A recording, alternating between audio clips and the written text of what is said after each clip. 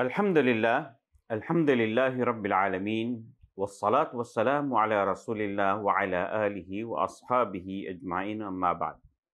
Assalamualaikum warahmatullahi ta'ala wa barakatuh. Mga minamahal na kapatid sa pananampalatayang Islam, ang tatalakayin po natin ngayon ay may kinalaman pa rin po sa tinatawag na tinatalakay natin na aklat ng mga dakilang katangian ni Prophet Muhammad sallallahu alaihi wasallam. Sa puntong ito, tatalakayin po natin ang kabanata patungkol sa pagkukwento ng propeta sallallahu alaihi wasallam habang hating gabi.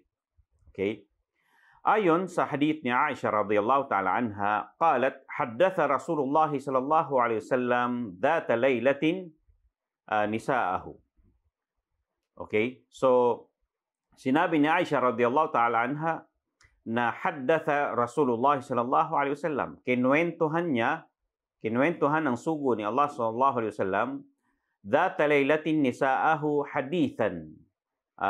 Kinuwentuhan niya ang kanyang mga asawa, okay, ng isang kwento. Habang siya nagkukwento ay kung saan sinabi ng isa sa mga babae na kung saan sabi niya, faqalat imra'atun minhunna, sinabi ng isa sa mga babae na ka'annal hadithu khurafa.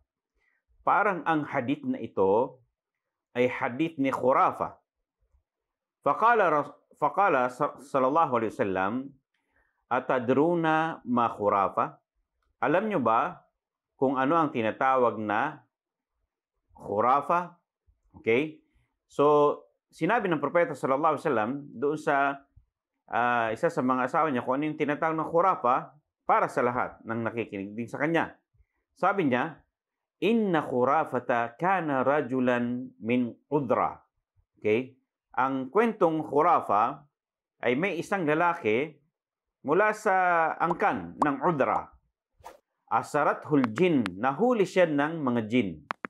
Fil jahiliya, panahon ng kamangmangan. Famakatha fihim dahran. At sabi ng propeta sallallahu alaihi wasallam na natili ito sa kanila ng matagal. Okay? Thumma radduhu ilal ins. At pagkaraan ng ilang panahon ay binalik ito ng mga jinn sa mga tao. Okay? At nang dumating yung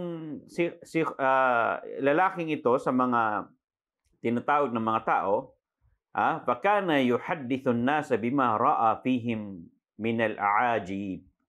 Sabi ng propeta sallallahu alaihi wasallam, nang nakabalik ang isang lalaking ito sa mga tao ay nagkukwento na siya. Fakana yuhaddithun nasa bima ra'a fihim. Nagkukwento na siya patungkol sa mga nakita niya sa mga jinn. Okay? Min al-aajib. Sa mga talagang kamangha-mangha. Okay? Kamangha-manghang mga kwento. Kaya naman, sinabi ng mga tao, faqalan nasu hadithu khurafa. Sinabi ng mga tao na kung saan ito ay kwento ng kathang isip ni khurafa. Okay? So, dito nagsimula ang tinatawag na salitang kwentong khurafa o khurafat. Okay? Sa kwento ng isang lalaki na nagkukwento ng namamangha ang mga tao. Dahil hindi normal ang mga kinukwento niya. Kaya ang mga tao ay nagsabing, ang kwento nito ay mga kathang isip lamang. Naway mayroon po tayong natutunan sa mga katangian ng propeta sallallahu alaihi wasallam hanggang sa muli. Wa akhir da'wana alhamdulillahi rabbil alamin. Wassalamu alaikum warahmatullahi ta'ala wa barakatuh.